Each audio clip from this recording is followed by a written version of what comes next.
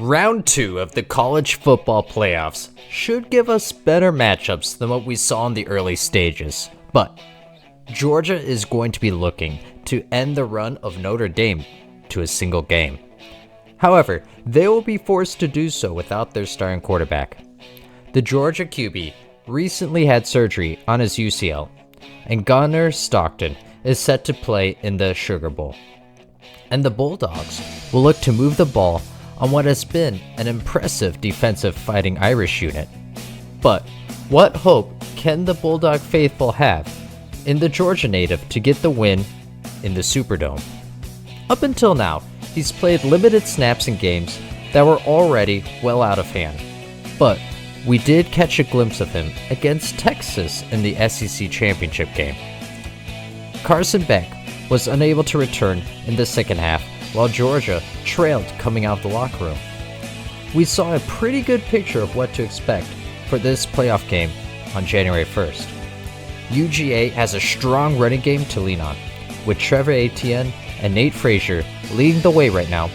They'll hope to run the ball effectively enough to not put Stockton into too many must-pass situations. But if they aren't able to build a comfortable lead, the sophomore showed enough good signs to be more than encouraging.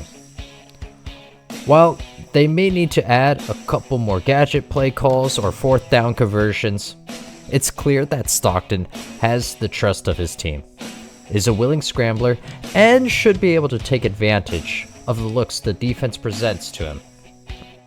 As long as he avoids the big mistakes, the Georgia defense and run game should be enough to at least make this a close one in New Orleans. While the passing game may be limited, the Bulldogs won't be able to lean exclusively on carrying the ball between the tackles.